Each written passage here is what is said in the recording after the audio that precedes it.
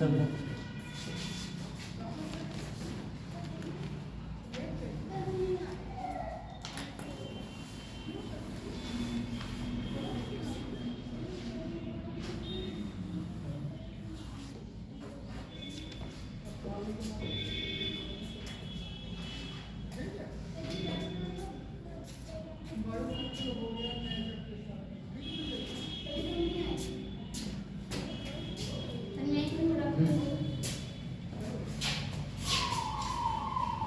पढ़े कल हम लोग कहाँ थे? Magnetic dia magnetic. पैरामैग्नेटिक। अच्छा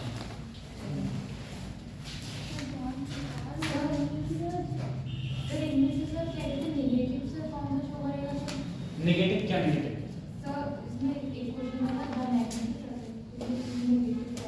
डायमैग्नेटिक सब्सटेंस की ससेप्टिबिलिटी नेगेटिव होती है। ठीक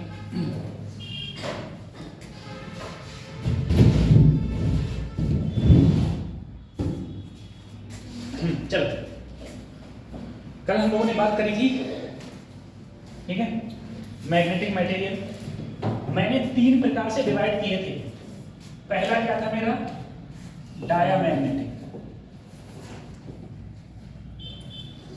ठीक है, पहला था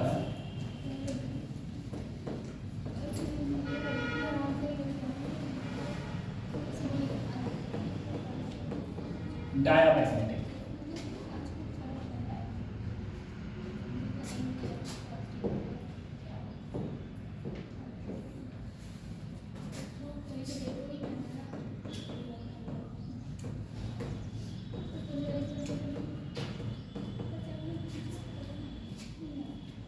ठीक है, दूसरा क्या था?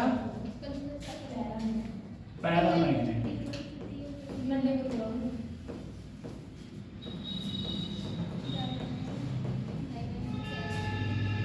तीसरा क्या था? फेरोमैग्नेटिक।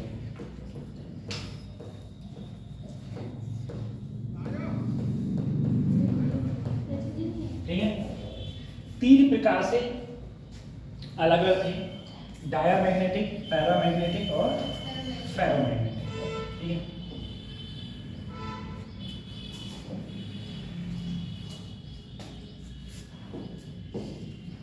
चलो अब एक एक करके बात करते हैं। सबसे पहले मैंने अगर डायामैग्नेटिक सब्सटेंस की बात करूँ, डायामैग्नेटिक सब्सटेंस का मतलब है अगर मैंने कोई मैग्नेटिक मटेरियल लिया, उस मैग्नेटिक मटेरियल में मैंने कोई भी एक मैग्नेटिक मटेरियल लिया और उस मैग्नेटिक मटेरियल में को मैंने मैग्नेटिक फील्ड लाइंस में रख दिया। ठीक है, उस मैग्नेटिक मटेरियल को मैग्नेटिक फील्ड लाइंस में रख दिया। तो देखो डायामैग्नेटिक सब्सटेंस वो सब्सटेंस होते हैं जो मैग्नेटिक फील्ड लाइंस को क्या करते हैं? रिपेल करते हैं। यानी कि यहाँ से जो मैग्नेटिक जाएगी वो मैग्नेटिक फील्ड लाइंस इस प्रकार से गुजर जाएगी। ठीक है, यानी कि ये नहीं चाहेगा कि मेरे अंदर से किसी भी प्रकार की कोई मैग्नेटिक फील्ड लाइंस पास हो। ठीक है, यानी कि ये मैग्नेटिक फील्ड लाइंस को क्या करेगा? रिपेल करेगा। ठीक है, अब देखना, जैसे मान लो बच्चों कि मेरा बाहर जो मैग्नेटिक सब्सटेंस है, यानी कि जो बाहर मैग्नेटिक फील्ड है, बाहर मतलब ये वाला पॉइंट कहीं देखो यही तो बाहर कहलाएगा। यहाँ मैग्नेटिक फील्ड क्या मान लिया? B naught. अगर मैं यहाँ पर कहूँ यहाँ मैग्नेटिक फील्ड क्या मान लिया मैंने? बी। यहाँ कहाँ पर? मैग्नेट के किसी कोई भी डायमैग्नेटिक सब्सटेंस के अंदर तो मैं ये कह सकता हूँ कि सर देखो अंदर मैग्नेटिक फील्ड लाइंस कम है, बाहर ज्यादा, तो अंदर वाला क्या होगा? कम होगा बाहर के मैग्नेटिक फील्ड से। ठीक है भाई, कल ही तो मैंने बताया था जहां पर डेंसिटी ज्यादा होगी वहां मैग्नेटिक फील्ड ज्यादा होगा। तो अंदर देखो मैग्नेटिक फील्ड लाइंस बहुत कम है, बाहर ज्यादा है तो बाहर वाला ज्यादा, अंदर क्या होता है? कम। ये मेरा कौन सा था? ये मेरा था डाईमैग्नेटिक सब्सटेंस। अब इसी प्रकार से डाईमैग्नेटिक सब्सटेंस की तरीका, अगर मैंने एक पैरामैग्नेटिक सब्सटेंस ले लिया, ठीक है, पैरामैग्नेटिक सब्सटेंस ले लिया। अब मैंने जब पैरामैग्नेटिक सब्सटेंस लिया, इसमें मैंने तुमसे कहा कि मैग्नेटिक जो फील्ड लाइंस है, ठीक है, मैग्नेटिक फील्ड लाइंस है, वो मैग्नेटिक फील्ड लाइंस को ये क्या करेगा? अट्रैक्ट करेगा। ये क्या करेगा? अट्रैक्ट। ठीक है, यानी कि कोई मैग्नेटिक फील्ड लाइंस इस प्रकार से अट्रैक्ट करेगा, ठीक है, अट्रैक्ट करेगा।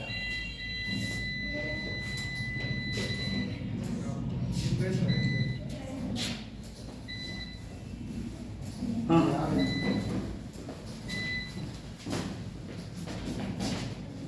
तुम लोग कितने देर बाद आ रहे हो चुमको मुंगो हैं?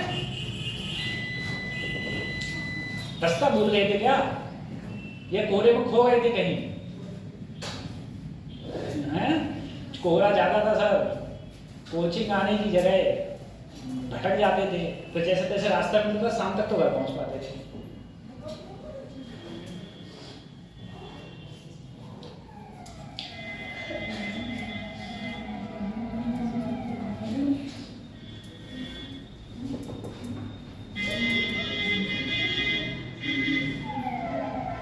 अब वो मिटल जाएगा लग रही है।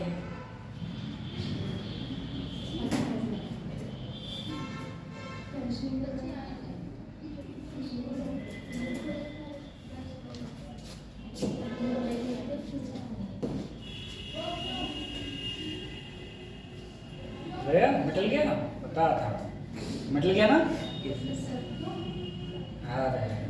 चलो फिर से लिख देना मिटल गया तो।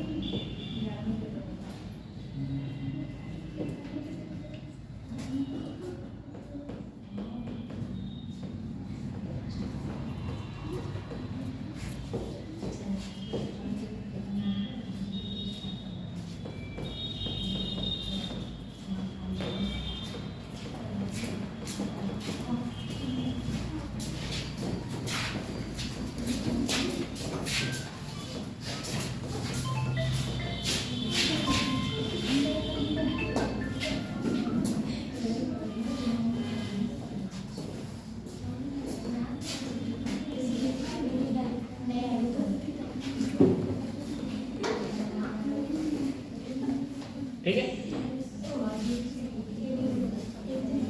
तीन टाइप के सब्सटेंस हो गए, डायामैग्नेटिक, पैरामैग्नेटिक और अगला है फेरोमैग्नेटिक सब्सटेंस।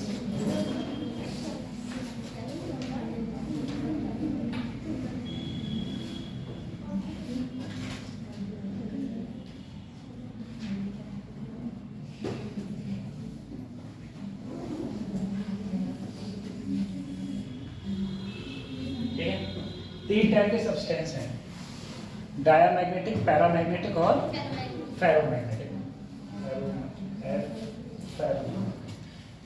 ये रफ हो जाता है क्या? नहीं होगा, हो गया।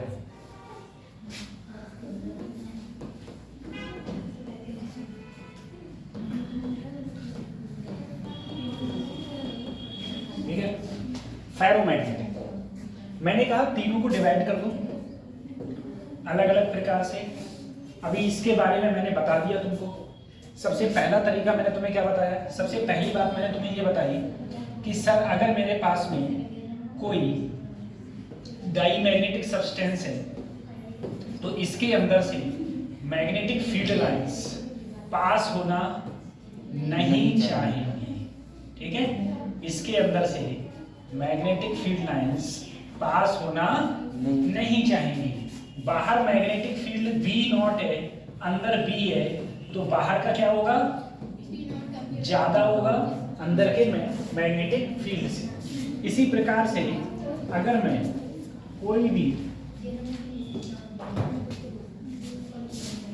कोई भी पैरामैग्नेटिक सब्सटेंस लिया, कैसे लिया, पैरामैग्नेटिक सब्सटेंस मैंने कोई लिया।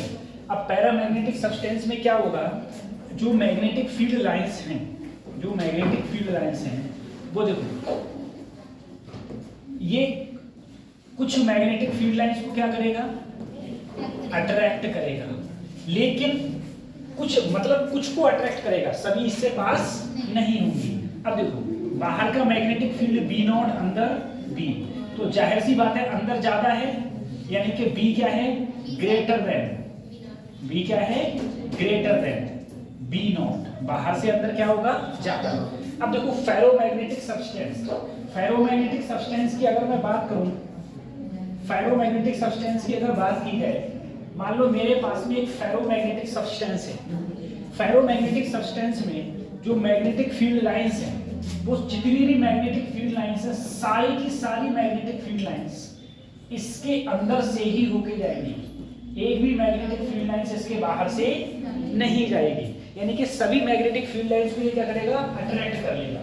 तो बाहर अगर मैग्नेटिक फील्ड बी नॉट है, अंदर बी, तो अंदर जाहिर सी बात है बहुत ज्यादा होगा एज कंपेयर टू बाहर के।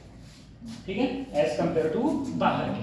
दूसरी चीज सर, डायामैग्नेटिक सब्सटेंस होते कौन कौन से हैं? तो मैंने बोला सबसे पहले वाटर, क्या है, वाटर। भाई अगर मैं एग्जांपल देखूं तो एग्जांपल कौन से हैं? वाटर। वाटर के बाद में गोल्ड, ठीक है, गोल्ड के बाद में अल्कोहल, ठीक है।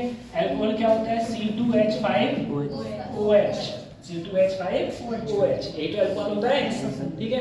अच्छा, और बताओ क्या थे? एंटीमनी, और क्या थे? बिस्मथ, ठीक है, एंटीमनी या फिर बिस्मथ, ठीक है। बहुत सारे एग्जाम्पल, ये किसके एग्जाम्पल हैं? डाईमैग्नेटिक सब्सटेंस के। अब आ जाते हैं पैरामैग्नेटिक सब्सटेंस के। पैरामैग्नेटिक सब्सटेंस के एग्जाम्पल कौन कौन से हैं? एल्युमिनियम, क्रोमियम, मैग्नीशियम, ठीक है, CuSO4, ठीक है, प्लेटिनियम, ETC। बहुत सारे एग्जाम्पल इसके और भी। ये सब क्या है मेरे? पैरामैग्नेटिक सब्सटेंस है। सर फेरोमैग्नेटिक सब्सटेंस कौन से हैं? देखो फेरोमैग्नेटिक सब्सटेंस कौन से हैं, बोलो? Fi, Ni मिला के बनते हैं। निकिल, ठीक है, निकिल का क्या होता है? Ni, Fe, आयरन, और कोबाल्ट,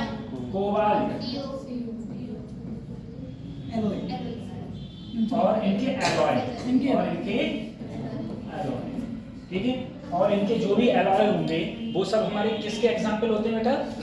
फेरोमैग्नेटिक सब्सटेंस के एग्जाम्पल्स, ठीक है। निकिल, आयरन, कोबाल्ट, या फिर जो इनके एलॉय, एलॉय का मतलब है इनसे मिलके जो बने, इनसे मिलके जो बने, वो सब एग्जाम्पल किसके होंगे? फेरोमैग्नेटिक सब्सटेंस के एग्जाम्पल, ठीक है। अब ये हो गया। फिर से देखो, diamagnetic substance magnetic field lines को क्या करता है? रिपेल करता है। ये अट्रैक्ट करता है कम मात्रा में। कैसे मात्रा में? कम मात्रा में। ये क्या करता है? रिपेल। रिपेल का मतलब है प्रतिकर्षित करता है। किस क्या करता है? किसे? मैग्नेटिक फील्ड लाइंस को। किसको? बोलो, मैग्नेटिक फील्ड लाइंस को। मैग्नेटिक फील्ड लाइंस को क्या करता है? बोलो, प्रतिकर्षित करता है। प्रतिकर्षित करता है, ठीक है। ये क्या करता है? Magnetic magnetic field lines eight you, तुम्हारे लिए, सब कुछ आपके लिए लो। हटानी पड़ेगी। ये लो, सफेद से सफेद काट लो। वो चल गया सब, ये नहीं निकल गया, हो गया, ठीक है। यहाँ पर क्या था? CuSO।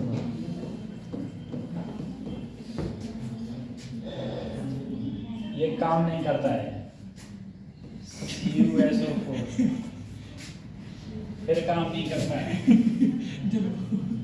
कब तक काम नहीं करेगा? कुसूक।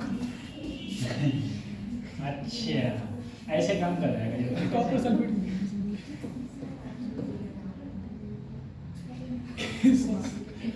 सी नहीं पढ़ पा रहा है ये। अरे KuSO4 ना सर, समझ जा। अब पढ़ लिया CuSO, ठीक है। तो देखो, ये अट्रैक्ट करता है, रिपेल करता है, कम मात्रा में अट्रैक्ट करता है, अधिक मात्रा में अट्रैक्ट करता है। एक भी मैग्नेटिक फील्ड लाइंस बोर्ड मेरे अंदर से ही पास होना है, बाहर से नहीं जाना है। बात समझ आ रही है? हाँ, ये है, ठीक है। तो ये होता है। तो पैरामैग्नेटिक, डाईमैग्नेटिक, पैरामैग्नेटिक और फेरोमैग्नेटिक। कुछ और चीजें देखो इनके बारे में। कुछ चीजें ये हैं, मैंने कल बताया था तुमको कि बेटा मान लो मेरे पास में, जरा देखना, मेरे पास में एक स्प्रिंग है। खत्म करें भाई इसका ये डिफॉल्ट। नहीं तो ये तो जीने नहीं दे रहे यार। तो मुझे जो देखो बेटा, मेरे पास में एक स्प्रिंग है, स्प्रिंग के साथ में कोई ब्लॉक लटका है, ठीक है। ये जो ब्लॉक है वो कैसा है, डाई मैग्नेटिक है। कैसा है, डाई। एक तरफ अगर मैंने नॉर्थ रखा और एक तरफ साउथ, तो जाहिर सी बात है मैग्नेटिक फील्ड लाइंस इधर जाएंगी। सर क्या मैग्नेटिक फील्ड लाइंस, क्या ये चाहेगा कि ये मैग्नेटिक फील्ड लाइंस में रहे? नहीं चाहेगा, नहीं चाहेगा तो ये नीचे आएगा तो ज्यादा फोर्स लगाना पड़ेगा। इससे अच्छा कहाँ चला जाएगा, ऊपर चला जाएगा। तो ये ऊपर की ओर मूव कर रहा है, सही है। लेकिन यदि यही कंडीशन मैं इसमें कर दूं, एक तरफ नॉर्थ और एक तरफ, सही है, बताओ ये क्या होगा, अट्रैक्ट होगा। अट्रैक्ट होगा तो ये कहां पहुंच जाएगा, नीचे की ओर। ये कहां मोशन करेगा बेटा, ये नीचे की ओर मोशन करेगा, ठीक है। लाइट नहीं आएगी क्या, हैं? तो फिर नहीं करते। वो ऐसे ही बोलता रहेगा। एन हो गया, ये क्या हो गया बेटा, एस हो गया, ठीक है। तो ये कौन सा मटेरियल है, पैरामैग्नेटिक। ये कौन सा मटेरियल है, डायामैग्नेटिक। अब हम किसकी बात कर रहे हैं, फेरोमैग्नेटिक मटेरियल, ठीक है। तो बेटा फेरोमैग्नेटिक जो काम ये कर रहा है वही ये कर रहा है, बस अंतर ये है ये ज्यादा मात्रा में कर रहा है और ये कैसे मात्रा में कर रहा है, कम मात्रा में कर रहा है, ठीक है। इतना दोनों उतार लिया, नहीं था ये तो उतार लिया होगा। नहीं था अगले बढ़े।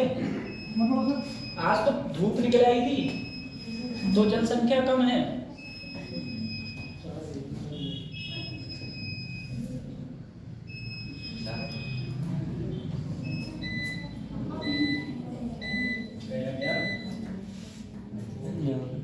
CuSO4 चलो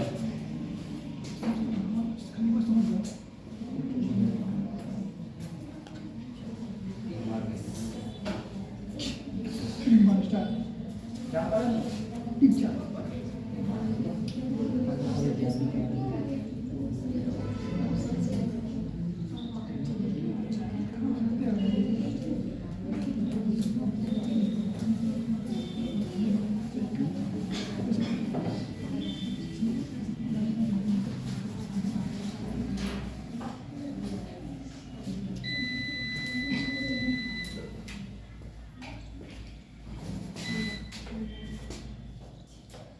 हमारी सब कराई कराई को फैन निकल जाता है तो मॉस स्टार्ट कर देते हैं।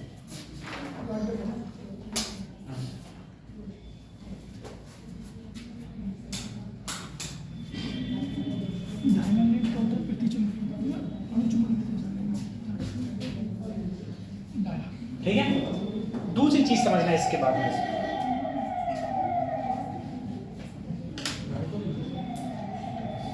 अच्छा YouTube जानते हो तुम लोग बेटा, जो बोलेंगे सब तुम देखते हो। YouTube वो होता है यू आकार की ट्यूब, उसे क्या बोलते हैं हम लोग, यूट्यूब बोलते हैं। यू के आकार की कोई ट्यूब है उसे हम लोग बोलेंगे यूट्यूब, ठीक है। मतलब इसकी डेफिनेशन क्या होती है, ठीक है। अब देखना जरा, सर जी मेरे पास में एक यूट्यूब है, चलो मैं ये ले लेता हूं, ठीक है।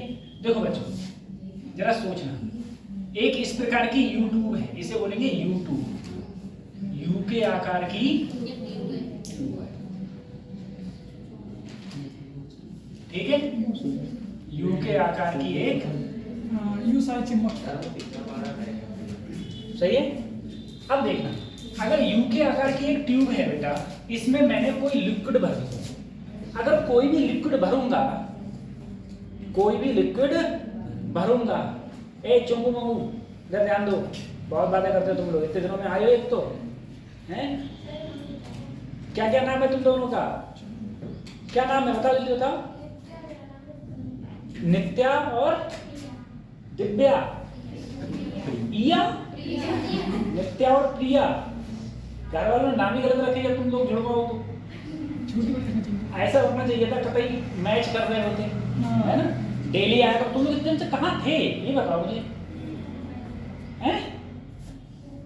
ठंड लग गई थी, ये बच्चे डेली आ रहे हैं। अब देखो बेटा जरा सोचना, मैं तुमसे कहा सर जी अगर मेरे पास में कोई लिक्विड है, अगर मैं इसके लिक्विड के अंदर पानी भर दूं, भाई वाटर मेरा कैसा है, डाईमैग्नेटिक सब्सटेंस है, तो जितना लेवल इसमें होगा उतना ही लेवल दोनों में लेवल क्या होगा, समान होगा, ठीक है। लेकिन मैंने क्या किया, साथ में एक मैग्नेट रख दी, मैग्नेट रख दी। अब बताओ बेटा, इसमें जो लिक्विड होगा, क्या वो लिक्विड चाहेगा कि इस मैग्नेटिक फील्ड लाइंस के संपर्क में आए? नहीं चाहेगा तो कहां जाएगा बेचारा, ऊपर तो उड़ नहीं जाएगा, कहां आएगा, नीचे जाएगा। जब ये नीचे की ओर फोर्स लगाएगा, ये नीचे जाएगा, तो जाहिर सी बात है दूसरा साइड कहां पहुंच जाएगा, ऊपर पहुंच जाएगा। बस समझ में आई? अब हम लोग, अगर ये कौन सा बन रहा, डाया, अगर मैं किसकी बात करूं, पैरामैग्नेटिक सब्सटेंस की, किसकी, पैरामैग्नेटिक सब्सटेंस की मैं बात करूं, देखना जरा सर, अगर मैं पैरामैग्नेटिक सब्सटेंस की बात करूंगा तो पैरामैग्नेटिक सब्सटेंस में एक तरफ नॉर्थ रख दिया, एक तरफ साउथ रख दिया, ठीक है। अब देखना ये क्या करेगा बेटा, अट्रैक्ट करेगा, ये क्या करेगा, जब अट्रैक्ट करेगा तो इस साइड में ऊपर हो जाएगा और इस साइड में नीचे हो जाएगा, ठीक है। और फेरोमैग्नेटिक मटेरियल क्या है कि कोई भी लिक्विड, no liquid is ferromagnetic, no liquid is ferromagnetic, no liquid is ferromagnetic, कोई भी लिक्विड फेरोमैग्नेटिक नहीं होता, कोई भी लिक्विड फेरोमैग्नेटिक। अगर कोई मटेरियल है जैसे आयरन है, उनको सर आयरन कैसे नहीं होता है लिक्विड, हम तो उसे इतना गर्म करेंगे कि वो लिक्विड कर देंगे, तो वो फेरोमैग्नेटिक ही नहीं रहेगा, ठीक है। तो अगर कोई भी चीज लिक्विड में है तो वो फेरोमैग्नेटिक मटेरियल नहीं होती है। अब देखो कल मैंने बहुत चीजें बताई थी, इंटेंसिटी ऑफ मैग्नेटाइजेशन बताया था, मैग्नेटिक इंटेंसिटी बताई थी, ठीक है। मैग्नेटिक इंटेंसिटी को किससे डिनोट करते हैं, मैग्नेटिक इंटेंसिटी करते हैं H से, ठीक है। इंटेंसिटी ऑफ मैग्नेटाइजेशन को I से, ठीक है। मैग्नेटिक इंडक्शन को H से, B से, या मैग्नेटिक फील्ड डेंसिटी B तो थी, अच्छा एक थी मेरी परमेबिलिटी म्यू से, एक थी रिलेटिव परमेबिलिटी म्यू आर, एक थी मैग्नेटिक ससेप्टिबिलिटी काई एम, क्या थी, काई एम, कल सब लिखवाया था। अरे I बराबर m अपॉन v, I बराबर m अपॉन v, H बराबर H क्या होती है, b upon mu naught minus I। Vacuum के लिए I बराबर 0, वैक्यूम के लिए I बराबर 0। अच्छा काई एम किसके बराबर होता है, म्यू r प्लस 1, काई एम I अपॉन H। तो वही कल ये सब चीजें मैंने तुमको बताई थी। अब जरा समझना सर, रिलेशन भी तो था, म्यू आर और काई एम का कुछ रिलेशन था, तो म्यू आर बराबर काई एम प्लस 1, बात समझ आ रही है। अब जरा सोचना, मैं बात कर रहा हूं बेटा परमियाबिलिटी की, सबसे पहले किसकी, परमियाबिलिटी, ठीक है, परमियाबिलिटी, ठीक है। अच्छा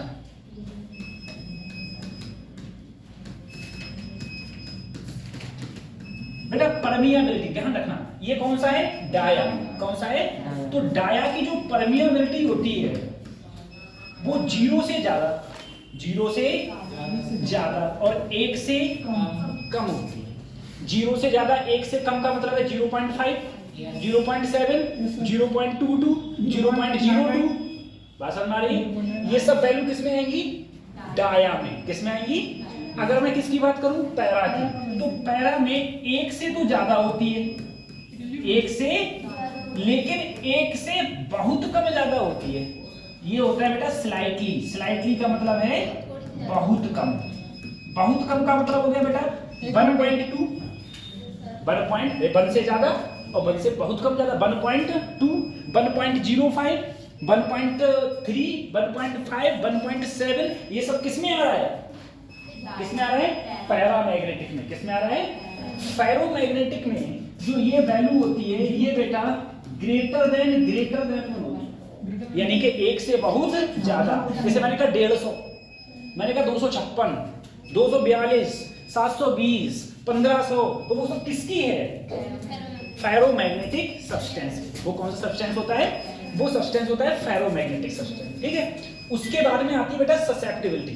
क्या आती है, ससेप्टिबिलिटी। तुम्हें तो अभी बोले थे सर I अपॉन H होता है, काई एम बराबर क्या होता है, I अपॉन H। तो देखना जो ससेप्टिबिलिटी है बेटा, ससेप्टिबिलिटी काई एम से डिनोट करते हैं, काइएन की ससेप्टिबिलिटी 0 से तो कम, 0 से कम, लेकिन -1 से ज्यादा। अब देखो सर 0 से कम -1 से ज्यादा का मतलब है माइनस में होगी। अरे हेलो, 0 से कम का मतलब क्या है? 0 से कम का मतलब है माइनस, 0 से कम का मतलब क्या है? यानी कि सर -0.5 इसमें आ रहा है, -0.6 इसमें आ रहा है, -0.9 इसमें आ रहा है, -0.8 इसमें आ रहा है। ये सब क्या है मेरी? जितने माइनस में होंगे सब इसी में आ रही है। अच्छा ये क्या है बेटा? अब देखो तो इसमें ध्यान रखना, इसकी जो ससेप्टिबिलिटी रहती है जो बेटा ऑलवेज किसमें रहेगी? नेगेटिव। ऑलवेज क्या रहेगी? Always negative. अगर किसी की ससेप्टिबिलिटी नेगेटिव है तो बिना सोचे समझे डाया कर दो, बिना सोचे समझे क्या कर दो? डाया। यहाँ पर जो ससेप्टिबिलिटी होती है वो 0 से तो ज्यादा होती है, लेकिन 0 से बहुत कम ज्यादा होती है, बहुत कम, लेकिन पॉजिटिव तो होगी। पॉजिटिव पहले 0 से ज्यादा का मतलब क्या है? पॉजिटिव, ठीक है, लेकिन 0 से ज्यादा तो होगी, लेकिन 0 से बहुत कम ज्यादा होगी। अब बहुत कम का मतलब क्या है? जैसे मैंने कहा 0.03, 0.4, 0.5, तो किस में आ गया ये? पैरा में। किस में आ गया? फेरोमैग्नेटिक की जो ससेप्टिबिलिटी होती है बेटा वो बहुत ज्यादा होती है, एक से बहुत ज्यादा। बात समझ आ रही है? अब तुम सोचो सर, मैंने कहा किसी मटेरियल की जो मैग्नेटिक ससेप्टिबिलिटी है वो नेगेटिव है।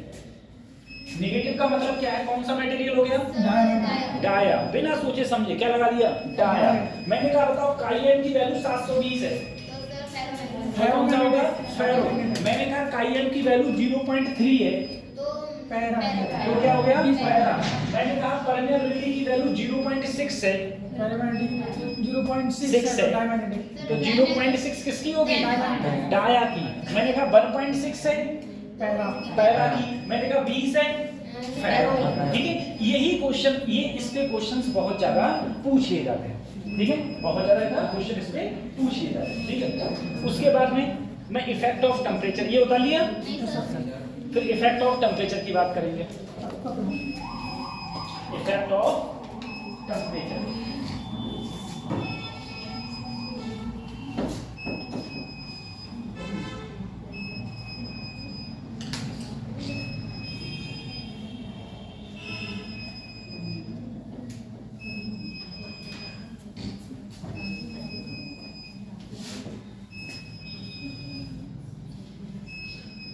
ये सर में दर्द कर देगा, पी कर बोलते हैं,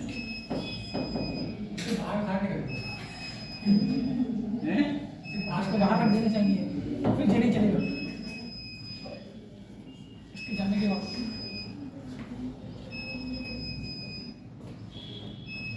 बता लिया, कुछ है नहीं इसमें।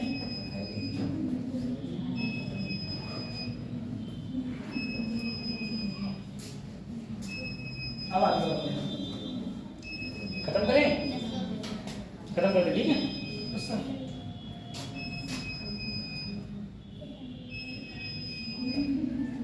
पता है धीरे धीरे आदत पड़ जाती है। जब तुम लोग क्या, हम भी जब पहले कोचिंग पढ़ते थे तो कोचिंग जब ट्यूशन पढ़ने जाते थे, ठीक है, तो सभी 1 घंटा पढ़ाते थे, 1 घंटे पढ़ाते थे, नहीं 45 मिनट पढ़ाते थे। और हम मैथ जब पढ़ते थे कोचिंग, तो हमारी कोचिंग थी सुबह 6 बजे, हम बालक जाते हैं 6:30 पे, सही है, तो हम कम बालक है, मतलब कम वाले कम बच्चे थे। सुबह 6:30 पे सर जी आते 6:40 पे, और सर जी से कहते सर 10 मिनट पहले छोड़ दियो, दूसरी कोचिंग हो गई, यानी 20 को ठीक है, ऐसे पढ़ते थे आराम से। खत्म करें इसको। लेकिन उस बैच के जितने भी बच्चे थे सब सफल हैं, उस बैच के जितने भी बच्चे थे, क्योंकि हाई स्कूल की बात करता हूँ, कुछ बच्चे डॉक्टर्स हो गए, कुछ ने यूपीएससी निकाल दिया है 10वीं में। अच्छा मैंने एक चीज़ और देखी, पता है तुम्हारे पीलीभीत में कंपटीशन नहीं है, मैंने ये चीज़ देखी है, ठीक। मैं कंपटीशन की बात मैं इसलिए कर रहा हूँ क्योंकि मैं उस जमाने में बहुत साल पहले 2012 के करीब जाके 2012 में मेरी 86.8% थी इंटर में, सही है, और मेरा कोई नाम नहीं था ढिंढोरी। अपनी कॉलेज में ही मेरा कोई नाम नहीं था, मतलब श्रेणी में आते ना, पहलो आओ, दूसरा स्थान आओ, तीसरा स्थान आओ, कोई स्थान है ना हो, 86.8 पे। अब मैं देखता हूँ यहाँ पर आज भी बच्चों की इतनी नहीं हो पा रही है, उस जमाने की तो बात ही छोड़ दो है। यहाँ पर तो बच्चों के अंदर पता है कंपटीशन वाला भावना नहीं है।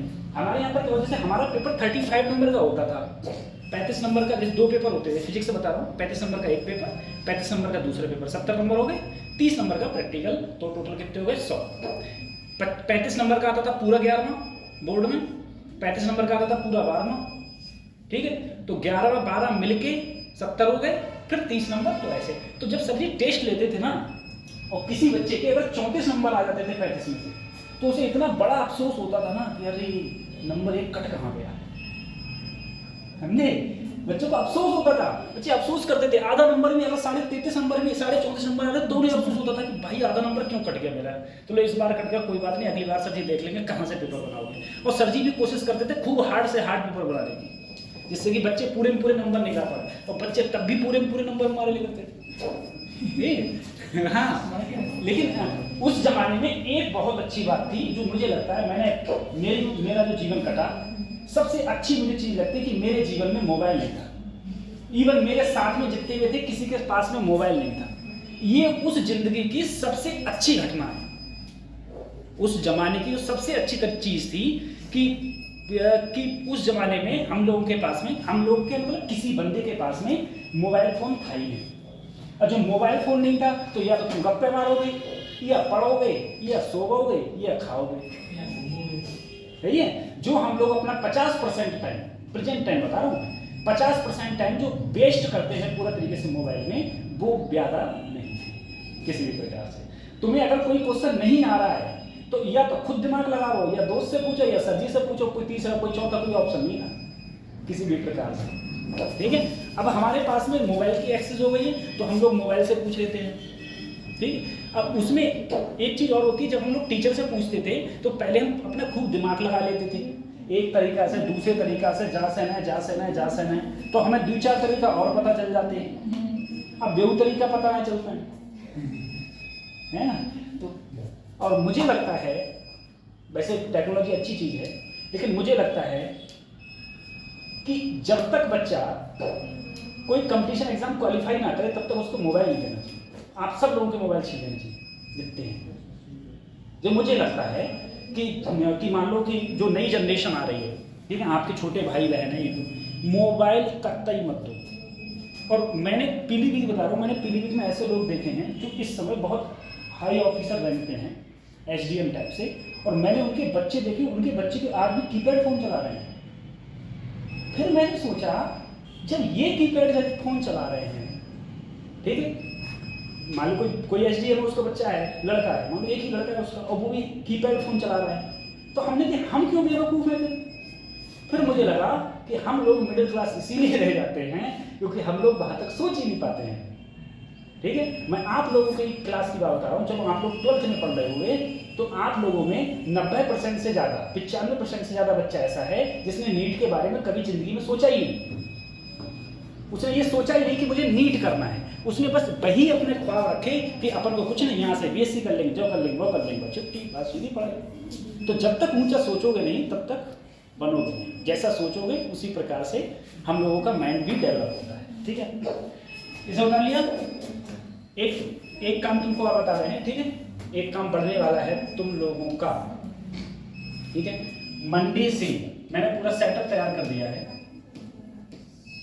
मंडे से आप लोगों को 6 दिन हफ्ते में एक वीडियो मिला करेगी बेटा, ठीक है। उसमें मैंने लास्ट ईयर भी काम किया था, लेकिन लास्ट ईयर मैंने कम काम किया था इस पर, लास्ट ईयर काम किया था लेकिन लास्ट ईयर बच्चे भी महान थे, ठीक है। अब इस बार मैं देख लूंगा कैसे हो तुम लोग नहीं, तो मैंने काम कम कर दिया था। देखो काम बंदा तब करता, मैं पढ़ा तब रहूँगा जब तुम लोगों को रिस्पॉन्स मिल रहा है। अब तुम लोग सब यहाँ सोए जाओ तो मैं क्यों पढ़ाऊँ, सही है। तो लास्ट ईयर मैंने ये काम किया था, लेकिन जब बच्चों का रिस्पॉन्स नहीं आया किसी भी प्रकार से, फिर मैंने वो काम को वहीं पर रोक दिया, ठीक है। देखो एक बार सोचना, 30 क्वेश्चंस जो होंगे वो 30 क्वेश्चंस पर डे आएंगे फिजिक्स के, ध्यान दो बच्चों, ठीक है, 30 क्वेश्चन पर डे फिजिक्स के आते हैं, ठीक है। उसमें क्या होगा, आपकी स्क्रीन इस प्रकार से होगी, ठीक है। अब टेक्नोलॉजी का यूज कर लेना बस, लेकिन देखना ही, अनाप शनाप मत देखना है। जैसे पेपर यहाँ पर बेटा हिंदी में लिखा हुआ है और वही क्वेश्चन यहाँ इंग्लिश में हुआ है, ठीक है। यहाँ पर तुमको सॉल्यूशन मिल जाएंगे, ठीक है। दूसरी, इस जो मैं क्वेश्चन ये कराऊंगा उसका तरीका जो सबसे वो चेंज मैं करता हूँ, तरीका ये है कि मैं अगर 30 क्वेश्चन कराऊंगा तो वो 30 मिनट के अंदर अंदर खत्म होंगे, ठीक है। ये नहीं कि मैं 30 क्वेश्चन 2 घंटे में करा रहा हूँ, 30 क्वेश्चन 1.5 घंटे में करा रहा हूँ। अब जब 30 क्वेश्चन 30 मिनट में होंगे, सारे क्वेश्चन नीट के होंगे, ठीक है। तो उसमें आपको ये याद रखना है कि स्पीड जाहिर सी बात है फिर तेज होगी थोड़ी, ठीक है, तेज होगी। अब अगर तुम्हारे समझ में आया तो तुम रिपीट करके देख लेना, और तब भी समझ में आया तो मैं आता ही हूँ पढ़ाने के लिए, तुम लोग मुझसे क्लास में पूछ सकते हो। दूसरी चीज ये है कि सब मैंने स्पीड ये इसलिए रखी, मैं चाहूँ तो और सब लोगों की तरीका भी आराम से, अगर 30 क्वेश्चन करा रहे हैं अपने 1 घंटे में आराम से, ठीक है। लेकिन तुम लोगों को 30 क्वेश्चन मैंने इसलिए 30 मिनट में कर रहा हूँ क्योंकि तुम लोग पेपर नीट का करोगे तो वहां पर भी तो यही स्पीड होनी चाहिए। अब मैं क्वेश्चन कर रहा हूँ, तुम देख के 30 क्वेश्चन 1 घंटे में कर रहे हो, तो वहां पर तुम 1 घंटे में कैसे कर दोगे? 45 क्वेश्चन नहीं कर पाओगे। वहां 45 क्वेश्चन का मतलब क्या है भाई? 45 मिनट, ठीक है। तुम कितना ले लोगे? तुम बच्चे हो तो तुम 60 मिनट ले लोगे, ठीक है। और ज्यादा बच्चे तो मान लो 70 मिनट ले लोगे, बात समझ आ रही है? ठीक है। लेकिन तो स्पीड तो जो स्पीड से लेके मैं चलूंगा उसी स्पीड से तुम लोगों को भी क्वेश्चन सॉल्व, जब भी तुम क्वेश्चन सॉल्व करा करो तो उसी स्पीड से क्वेश्चन सॉल्व करना, ठीक है। ये चीज है, तो ये चीज मैंने सब सेटअप उटअप सब बना लिया, सब कुछ कर लिया। मंडे से आप लोगों को मिलना स्टार्ट हो जाएगा, ठीक। चलो अब हम लोग पढ़ते हैं। बेटा ये हो गया, क्या पढ़ा दिया मैंने? ससेप्टिबिलिटी पढ़ा दिया, ठीक है, ससेप्टिबिलिटी। अब देखो एक चीज सर, इधर जो मेरा था वो कौन सा था? डायामैग्नेटिक। इधर कौन सा था? पैरामैग्नेटिक। इधर कौन सा है? पैरा। अब देखो डायामैग्नेटिक में एक बात याद रखना, अगर मैं ग्राफ बनाऊं काईएम और टेम्परेचर का, काईएम क्या होती है? ससेप्टिबिलिटी, टी क्या है? टेम्परेचर। तो देखो याद रखना बच्चों, मैं टेम्परेचर कितना भी बढ़ाऊं, टेम्परेचर कितना भी बढ़ाऊं, इसकी ससेप्टिबिलिटी चेंज नहीं होती। देखो टेम्परेचर बढ़ रहा है, ससेप्टिबिलिटी वही तो है, जितनी यहां पर है उतनी यहां पर है उतनी यहां पर है, हर जगह क्या है? सेम, ठीक है। तो अगर मैं टेम्परेचर इंक्रीज करूंगा तो ससेप्टिबिलिटी तब भी क्या रहेगी मेरी? कांस्टेंट रहेगी। ससेप्टिबिलिटी क्या रहेगी बेटा? कांस्टेंट। ससेप्टिबिलिटी चेंज होने वाली, चाहे तुम कितना भी टेम्परेचर बढ़ाओ ससेप्टिबिलिटी चेंज नहीं होगी। यानी कि फेरोमैग्नेटिक मटेरियल पर ससेप्टिबिलिटी का किसी प्रकार से कोई इफेक्ट पड़ने वाला नहीं। डायामैग्नेटिक पर ससेप्टिबिलिटी का कोई प्रभाव पड़ने वाला नहीं है। लेकिन अगर मैं किसकी बात आए?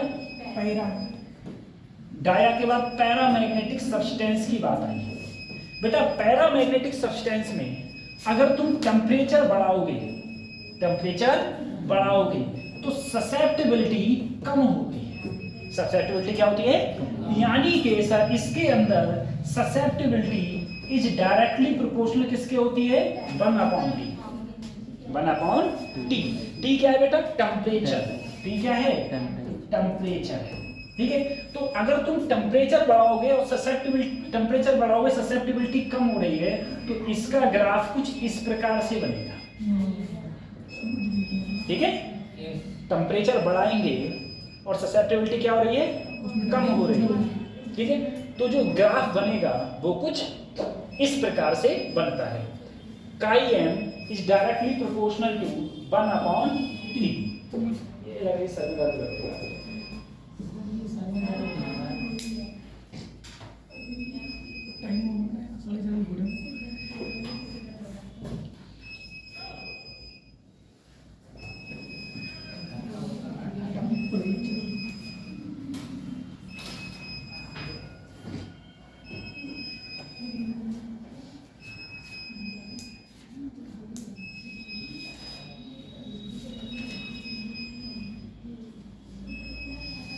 ठीक है, बताइए।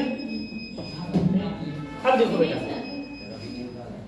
फिर हम लोग इसकी बात करेंगे फेरोमैग्नेटिक में, ठीक है। इसका एक ला भी लिखवाएंगे, फिर हम समझा देंगे ला, ठीक है। इसका एक ला लिखवाएंगे, फिर बेटा समझा देंगे,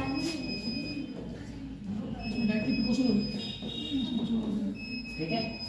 इसका ला लिखवाएंगे काइया में, इसका ला लिखेंगे तो समझा देंगे, ठीक है। ये कौन सा मटेरियल है? फेरोमैग्नेटिक सब्सटेंस,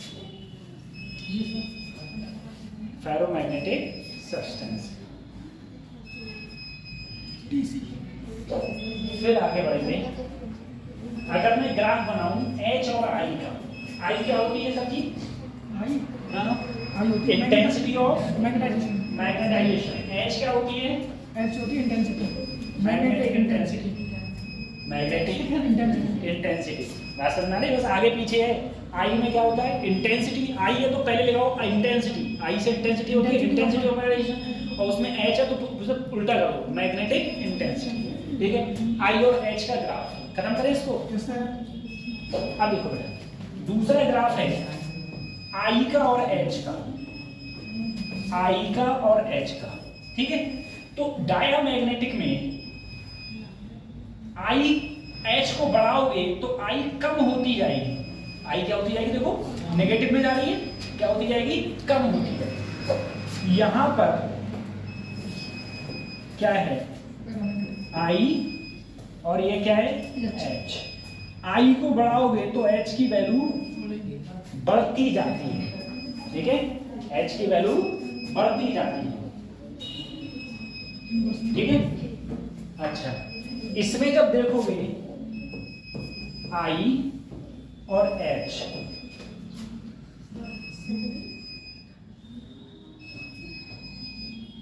I और H ये कते करते हैं, हाँ इसमें बेटा सीधी जाती है, इसमें ऐसे जाते हैं, ठीक है। घूम के जाते हैं। कर्व होता है।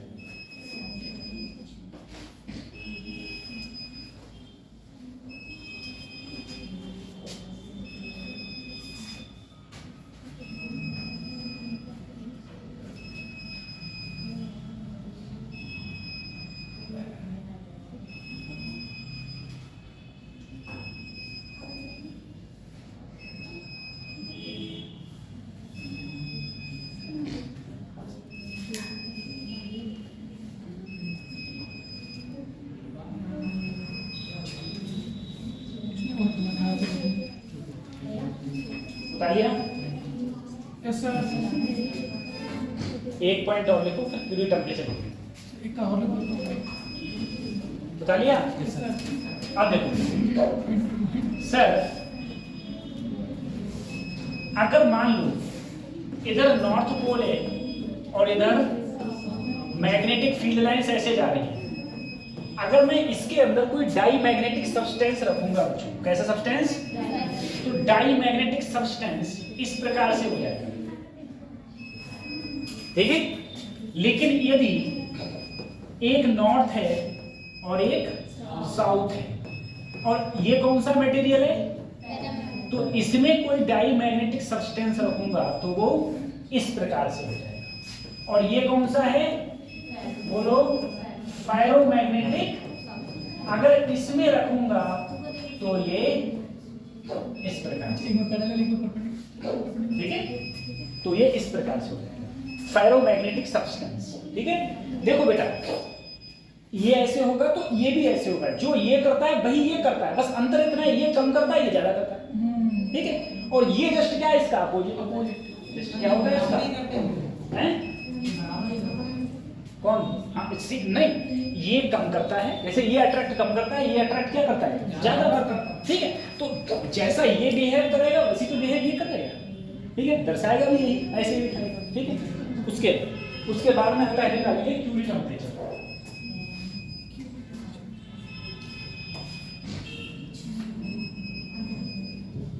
इसे बंद कर दूं सर? तो ये बंद हो जाएगा।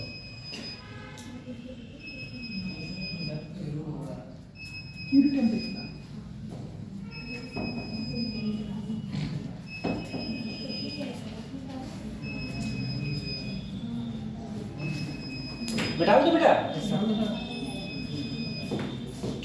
एंड डालना।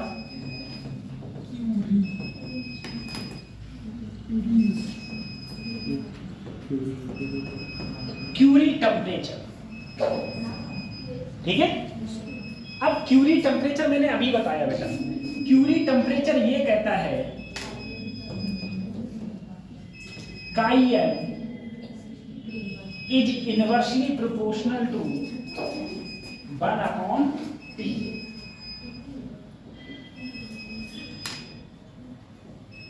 सही, लिखना है इसमें, लिखना है इसमें,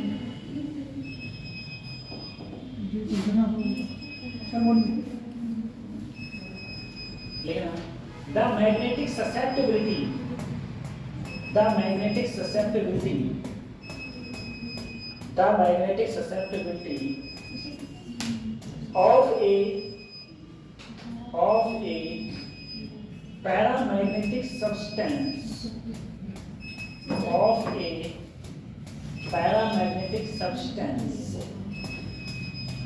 is inversely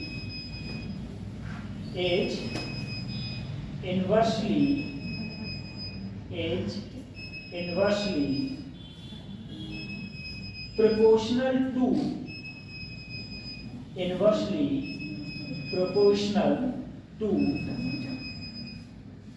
its absolute temperature, its absolute temperature,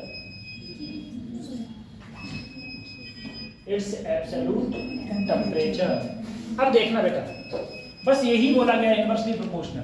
sir अभी तो मैंने इसका ग्राफ बनाया था, अरे काई एम और टेम्परेचर का, ये बढ़ेगा तो ये घटेगा। अब एक बात याद रखना, मुझे बताओ, मुझे बताओ, काई एम पैरामैग्नेटिक के लिए क्या वैल्यू होती है? काई एम की वैल्यू पैरामैग्नेटिक सब्सटेंस के लिए क्या होती है? एक से ज्यादा, एक से ज्यादा, बहुत ज्यादा, थोड़ी ज्यादा, एक से थोड़ी ज्यादा। वैसे देखो, 0 से ज्यादा सर, 0 से ज्यादा जो वैल्यू होती है 0 से ज्यादा, एक से कम, लेकिन बहुत कम, बहुत कम, बहुत कम ज्यादा, बहुत कम, यही तो होती है। अब बताना बेटा, अगर मैं टेम्परेचर, जैसे मान लो तुमने प्लेटिनियम लिया, क्या लिया? प्लेटिनियम, ठीक है। प्लेटिनियम को तुमने, अभी तो प्लेटिनियम की कुछ ना कुछ ससेप्टिबिलिटी है, जब तुम इसे गर्म करने लगे ससेप्टिबिलिटी क्या होती गई? कम होती गई, और कम होते होते होते होते एक टाइम ऐसा आएगा कि ससेप्टिबिलिटी क्या हो जाएगी? 0 से कम, 0 से कम। देखो अगर कम होगी, जैसे मान लो अभी ससेप्टिबिलिटी इसकी है 0.3, 0. अब ये 0, जैसे जैसे टेम्परेचर बढ़ाऊंगा ये कम होती जाएगी, कम होते होते होते होते कितना कम हो गई कि ये पहुंच गई का 0 से कम। ये 0 से क्या हो गई? तो 0 से कम का मतलब क्या हो गई? नेगेटिव। नेगेटिव का मतलब है अगर मैं टेम्परेचर बढ़ाऊंगा तो वो अब उसकी ससेप्टिबिलिटी किसके बराबर हो जाएगी? डाया की, ठीक है। इसका मतलब ये हुआ, अगर मैं इंक्रीज करूं टेम्परेचर, अगर मैं इंक्रीज करूं to increase temperature, paramagnetic substance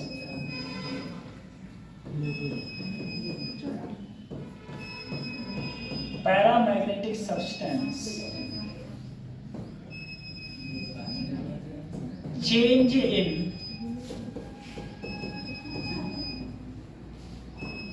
diamagnetic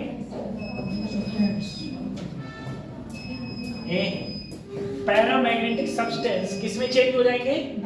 dia. बात समझ आ रही है? तो पैरामैग्नेटिक सब्सटेंस जो हैं वो डायामैग्नेटिक सब्सटेंस में क्या हो जाएंगे? चेंज हो जाएंगे, ठीक है। तो ये हमारा कौन सा कहता है? Curie temperature. क्या कहता है? Curie temperature. अच्छा, क्यूरी टेम्परेचर क्या होता है बेटा? क्यूरी टेम्परेचर का मतलब वो टेम्परेचर है कि जिस टेम्परेचर पर paramagnetic substance convert into diamagnetic substance, उसे हम लोग क्या बोलेंगे? क्यूरी टेम्परेचर, ठीक है। क्यूरी टेम्परेचर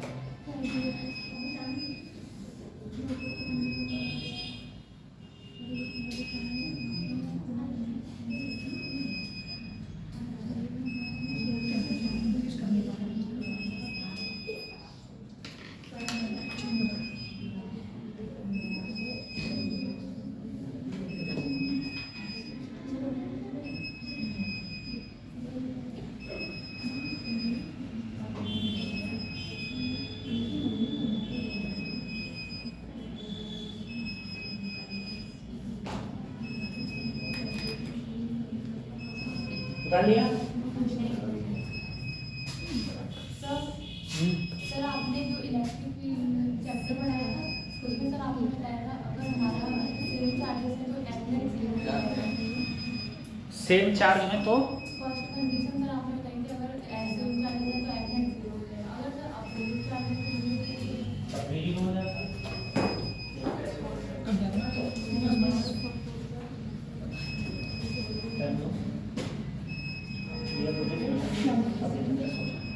यहाँ पर हम यूनिट चार्ज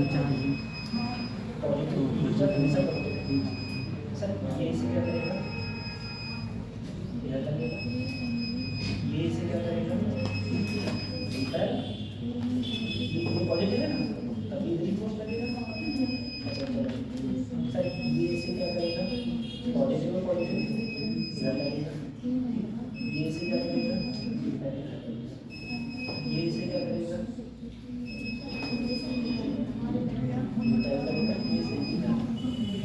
अब मेरे फोर्स एक फोर्स इधर लग रहा है, इधर लग रहा है, ये भी चार्ज है, इसके कारण दोनों का लग गया।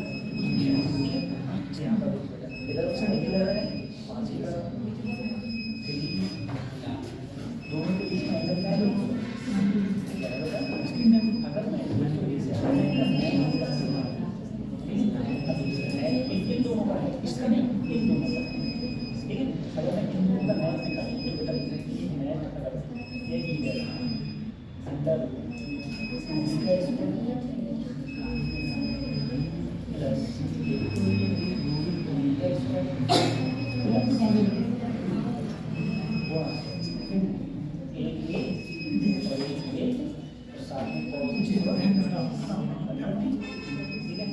ये हो गया 4e स्क्वायर, ये हो गया 4e स्क्वायर, 2 दूनी 4e 8e स्क्वायर और बेटा cos 120 की वैल्यू होती है माइनस 2 का 4e स्क्वायर, 4e स्क्वायर बचेगा, ठीक है 4e स्क्वायर। तो यहाँ पर आया माइनस का 4e स्क्वायर, उससे ये कट गया खाली 4e स्क्वायर, 4e स्क्वायर क्या बचा, अब 2 ही बचा।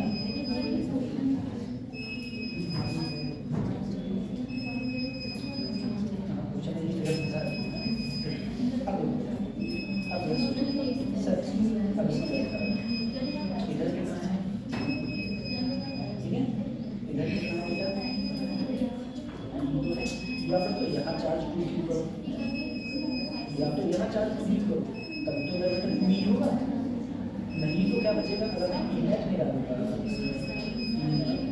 इधर जाना है, इधर कम है, आंसर इसका ठीक है। अब ई की वैल्यू क्या होगी, ई की वैल्यू होगा कि एक चार्ज की ये डिस्टेंस का, या तो यहाँ तब नहीं है तो ये वाला उठा लिया, ठीक है ये वाला उठा लिया। एक चीज होगी बेटा, क्यूरी टेम्परेचर क्या है, वो टेम्परेचर, ठीक है क्यूरी टेम्परेचर क्या है लिखना, वह टेम्परेचर जब पैरामैग्नेटिक सब्सटेंस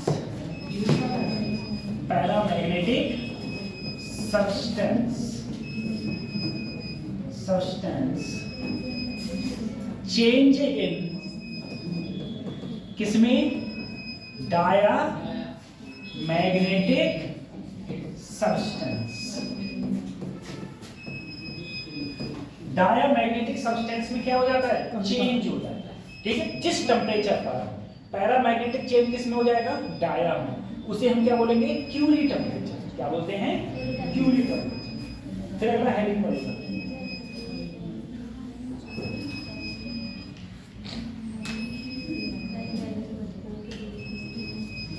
क्या नेक्स्ट?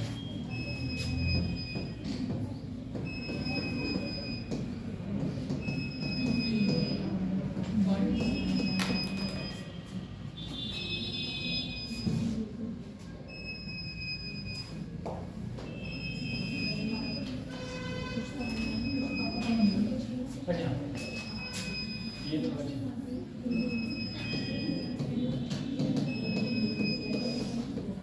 क्यूरी बाइस ला, क्यूरी बाइस ला, ठीक है, क्यूरी बाइस ला।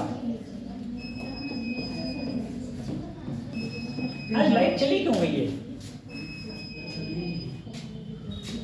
रात में लाइट नहीं देती है क्या?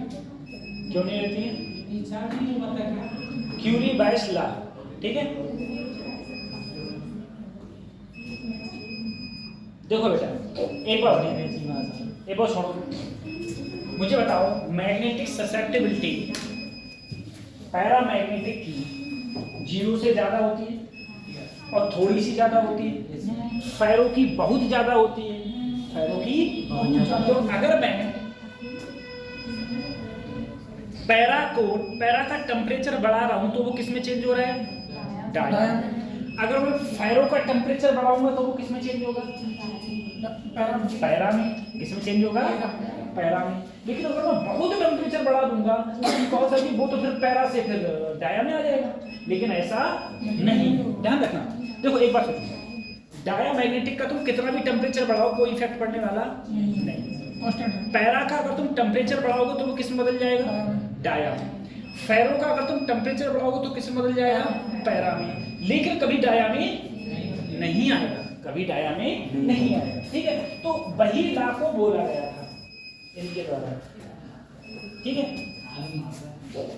काई M directly proportional T minus T C, T minus T क्या है बेटा, टेम्परेचर, टीसी क्या है, क्यूरी टेम्परेचर। कौन सा, Curie temperature, Curie temperature, Curie temperature,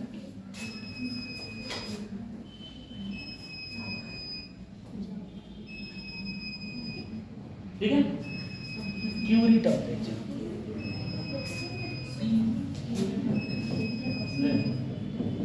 CUREI,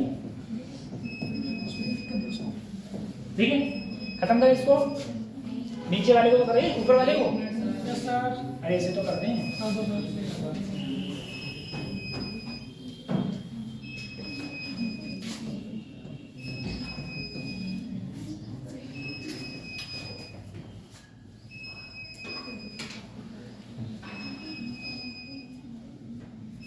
हो गया, हो गया सर।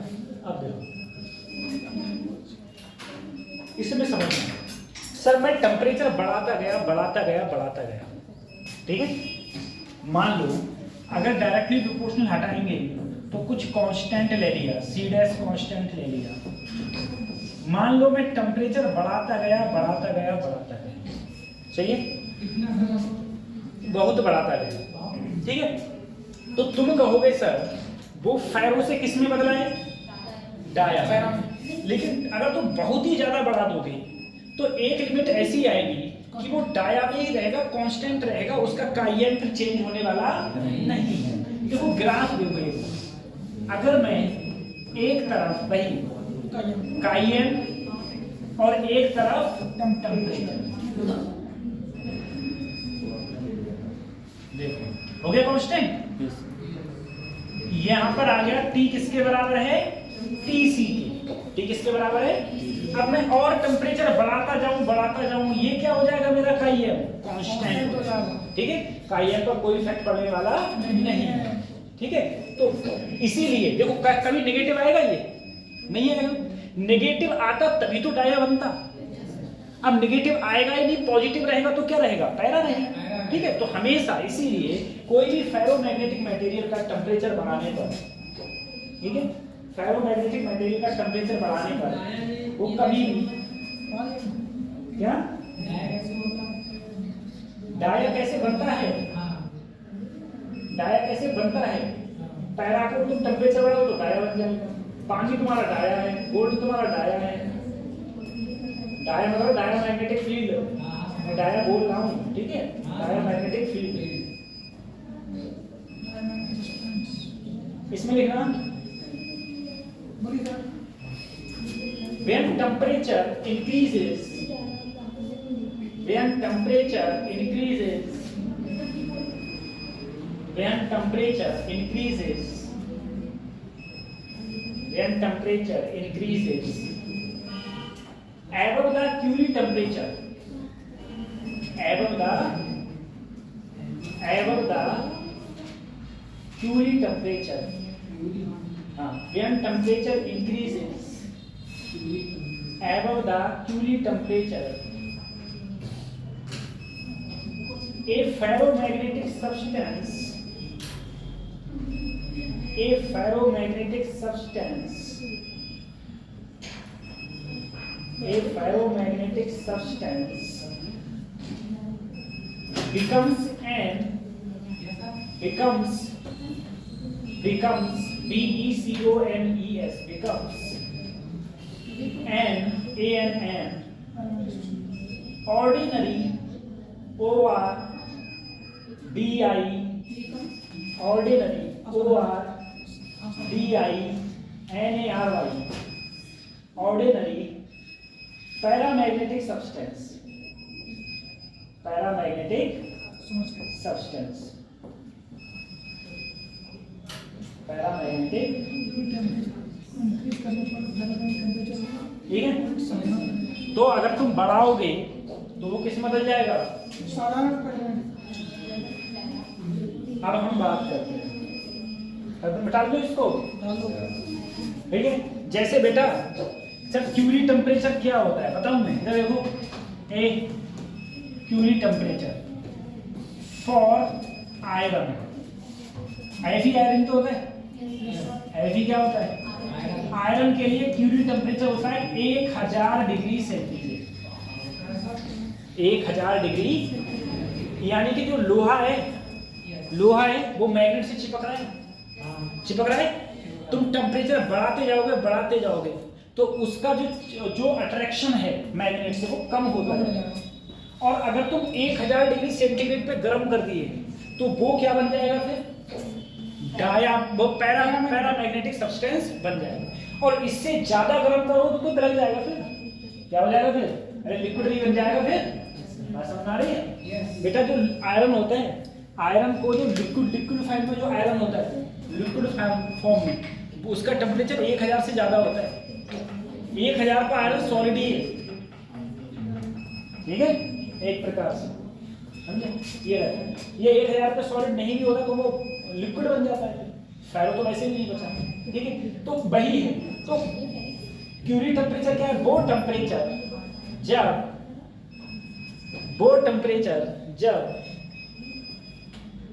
कोई भी मटेरियल, नहीं तो ऐसी मैंने बदल लिखवा दिया मैंने, कोई भी टेम्परेचर किसमें बदल जाता है, फेरो से पैरा में, ठीक है।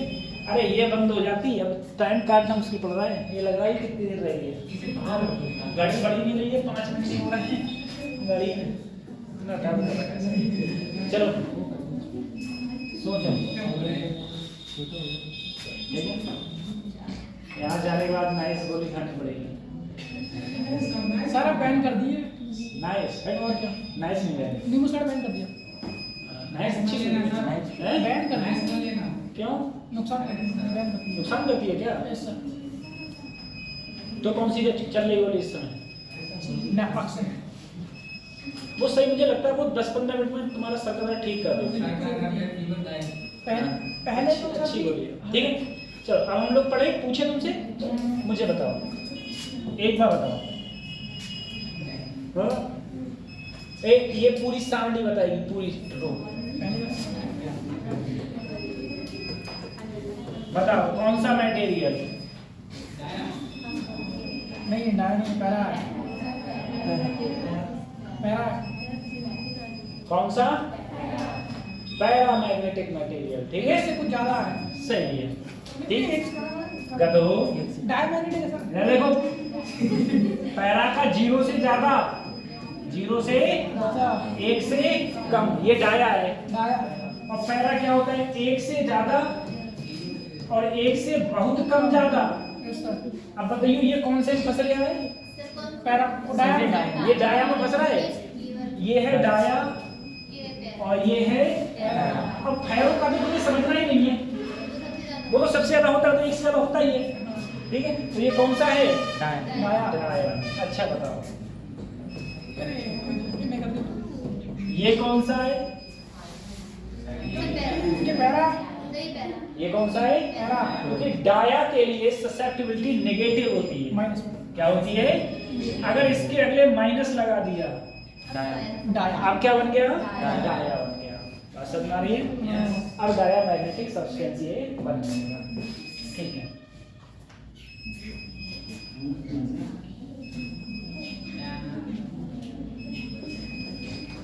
क्वेश्चन लिखो, क्वेश्चन लिखो। The magnetic susceptibility, the magnetic susceptibility, the magnetic susceptibility, the magnetic susceptibility of a paramagnetic material, the magnetic susceptibility of a paramagnetic material, paramagnetic material, paramagnetic material at minus 73 degree centigrade, minus 73 degree centigrade, as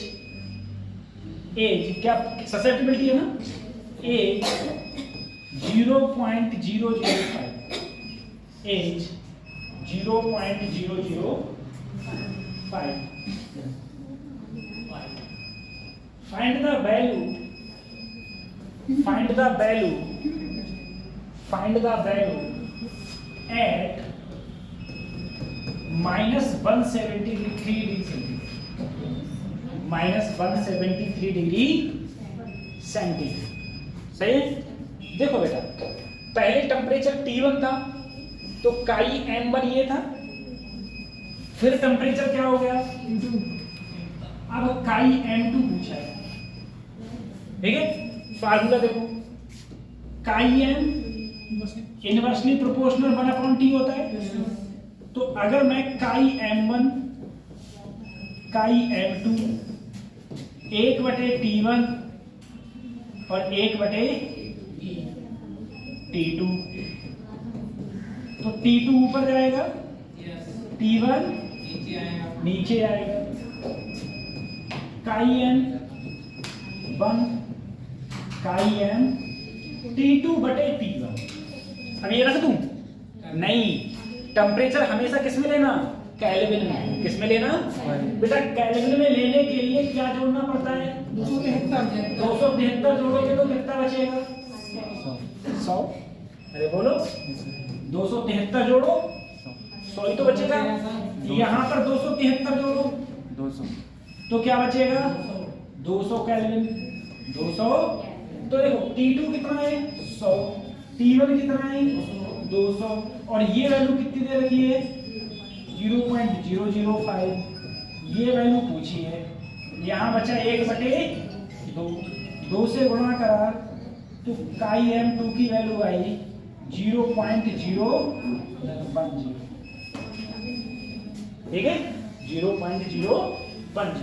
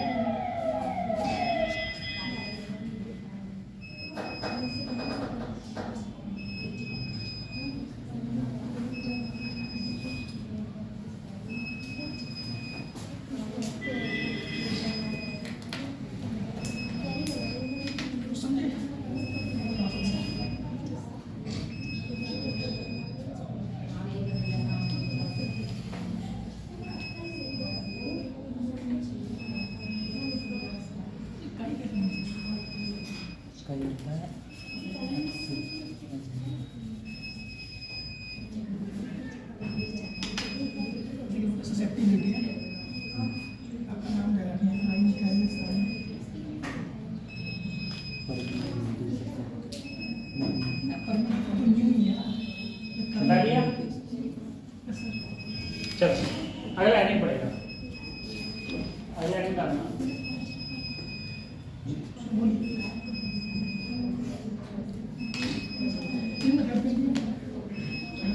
अगला heading डालो।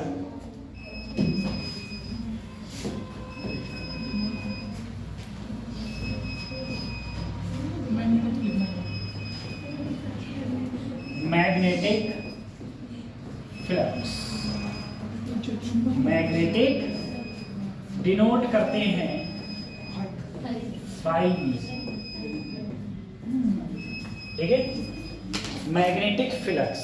अब देखो electric flux क्या होता था, number of electric field lines area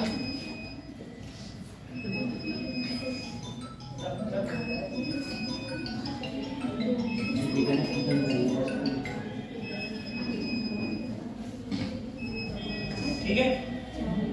देखो बेटा magnetic flux क्या होता है, टोटल बेटा इलेक्ट्रिक फ्लक्स क्या होता है, total number of electric field lines, total number of electric field lines.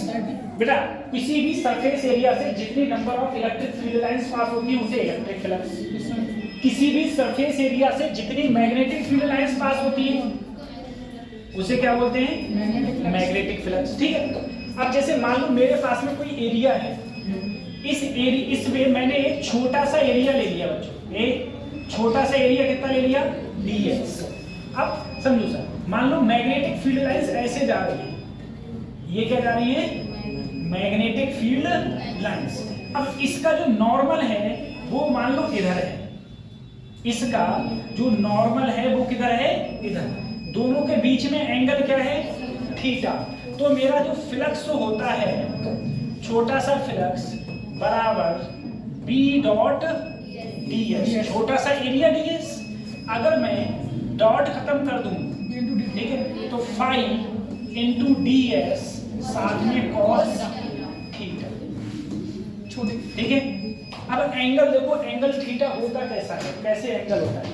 जैसे मान लो मेरे पास में ये कॉपी है बेटा, जरा सोचना, ये कॉपी है, मैग्नेटिक फील्ड लाइंस इधर जा रही है, इधर जा रही है। इस सरफेस का नॉर्मल किधर होगा, ऊपर की ओर, इधर की ओर, इधर की ओर तो नॉर्मल होगा। नॉर्मल का मतलब होगा लंब, ठीक है। तो सर जी मैग्नेटिक फील्ड लाइंस इधर हैं तो इसका नॉर्मल भी इधर, दोनों के बीच में एंगल जीरो, बिल्कुल समझ आ रही है? तो और अगर जीरो हो गया तो cos जीरो की वैल्यू 1, ठीक है। अब देखो मान लो मेरे पास में ये ऐसे है सरफेस एरिया। अब सरफेस एरिया का नॉर्मल कहाँ है, ऊपर, और मैग्नेटिक फील्ड लाइन जा रही है 90, तो दोनों के बीच में एंगल 90 तो cos 90 क्या हो गया, जीरो। तो ध्यान रखना ये जो थीटा है ना वो किसके बीच में एंगल है, थीटा क्या है, angle between, magnetic field lines, angle between magnetic field lines छोटा सा area,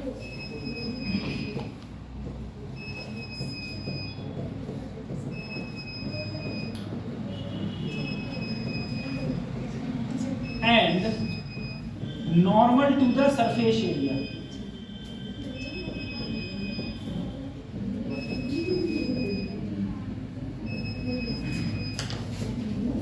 magnetic field lines and normal to the surface area, ठीक है।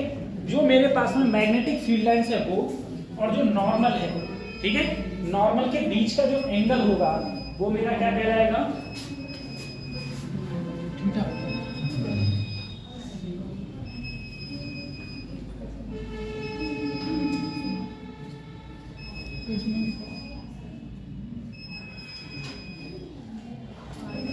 ठीक है, हो गया।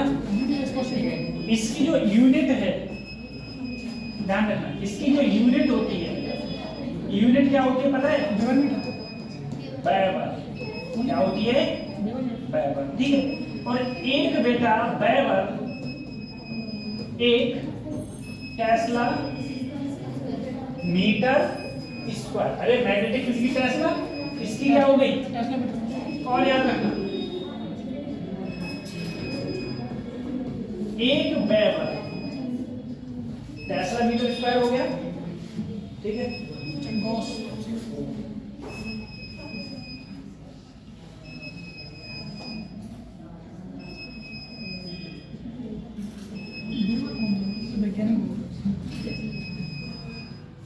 बहुत ही मान ठीक है, यूनिट ध्यान रखना, वेबर, ठीक है।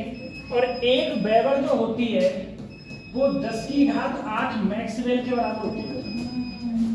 किसके? मैक्सवेल। ठीक है, एक वेबर जो है वो 10 की घात 8 मैक्सवेल के बराबर तो कभी नहीं बोलेगा मैक्स। ठीक है, तो ध्यान रखना मैक्सवेल किसकी यूनिट है? मैग्नेटिक फ्लक्स की। मैक्सवेल किसकी यूनिट है? मैग्नेटिक फ्लक्स की। वेबर किसकी यूनिट है? मैग्नेटिक फ्लक्स की। मैग्नेटिक फ्लक्स क्या होता है? क्या मैग्नेटिक फ्लक्स क्या होता है? मैग्नेटिक फ्लक्स होता है total number of magnetic field lines, total number of magnetic field lines passing any surface area, any surface. अगर ये आ जाता एनी क्लोज्ड सरफेस एरिया, तो मैंने कल ही बताया है B डॉट ds किसके बराबर होगा? 0 के। ये क्या था? Gauss law of magnetism. Gauss law of, ये कल बताया था कि गॉस लॉ ऑफ मैग्नेटिज्म क्या होता है? कोई भी क्लोज्ड सरफेस से, कैसी सरफेस से? क्लोज्ड सरफेस से। तो किसी भी क्लोज्ड सरफेस से जितने number of magnetic field lines pass होती हैं उनकी संख्या हमेशा किसके बराबर होती है? 0 की। लेकिन अगर सरफेस क्लोज्ड नहीं है तो जो फार्मूला होता है वो होता है d phi b dot ds cos theta. ठीक है, cos थीटा। इसे उतार लिया? ठीक है, तो कल तुम लोगों की छुट्टी है, छुट्टी है, सेकंड सैटरडे, मजा आ गया तुमको? परसों भी छुट्टी है। दोनों लोग, दोनों लोग। अरे अब घर वालों से तो कल तो कतई खुल के कहोगे, बोले आज तो अपन को जाना ही नहीं है, छुट्टी है, फोन करके पूछोगे। दिक्कत ही नहीं है किसी प्रकार की, है ना? ये है ना? और परसों संडे है, डबल धमाल हो गया, है ना? परसों भी छुट्टी है, तो फायदा ही फायदा है। ठीक है, अब तुम लोगों का ये दिक्कत है, 2 दिन की छुट्टी होगी, तुम्हारा शरीर रेस्ट मान जाएगा, तो मान जाएगा, फिर रेस्ट, फिर शरीर को स्टार्ट होने में, जैसे बुलेट नहीं होती है, 6 दिन लगेंगे, स्टार्ट होने में 6 दिन लगेंगे, 6-7 दिन लगेंगे तुम्हें। फिर 6-7 दिन बाद तुम इस माइंड मेकअप पर पहुंच पाओगे, चलो क्लास चलते हैं। जैसे ही तुम क्लास आए, पता चली अरे छुट्टी है, रेस्ट कल की फिर छुट्टी है, तो बस ऐसे करते करते तब पता नहीं चलेगा 3 महीने बीत गए, पेपर और 3 मई को पेपर है, 3 मई को पेपर है। ठीक है, महीने ही कितने रह गए? 3 महीने तो रह गए, 3 महीने रह गए, तो 3 मई को तुम्हारा पेपर हो जाएगा। हो गए सही, है ना? तो दिक्कत तो बहुत बड़ी वाली है। ये चलो, ये मेरा पता है बेटा, इस चैप्टर के बाद में देखो कि कौन कौन से चैप्टर रह गए हैं। ठीक है, 2 चैप्टर होंगे पूरे 4.5 देखो, इस चैप्टर के बाद में पड़ेगा तुम्हारा AC, alternating current. Alternating current देखो, ये चैप्टर में अभी लगेंगे 3, 4, 5, 6 दिन। ठीक है, AC तक बता रहा हूँ, AC तक 6 दिन में AC खत्म हो जाता है, और 1 दिन में EMI खत्म हो जाता है। हाँ नहीं, इलेक्ट्रोमैग्नेटिक EM वेव वाला, EM वेव 1 दिन में तुम्हारा EM वेव निपट जाएगा। ठीक है, वही है, तो ये हो जाएगा EM वेव 1 दिन में खत्म, और वो हो जाएगा ये। ठीक है, लेकिन फायदा है, क्या फायदा है? फायदा ये लोग ये समझते हैं कि EM वेव बहुत बड़ा चैप्टर है, 8-9 लेक्चर का है। बहुत छोटा, वो है 1 लेक्चर का, EM वेव है ही क्या। ठीक है, तो इसमें 3 दिन को करना होता है।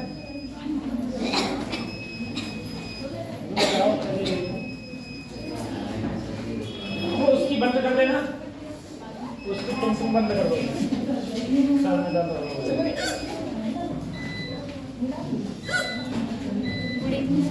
अरे कहाँ जा रहे हो? अभी 4 मिनट है बेटा, बैठो थोड़ी देर। तो मैंने बंद इसलिए कर दिया कि वो सर में दर्द कर रहा था बहुत तेज से।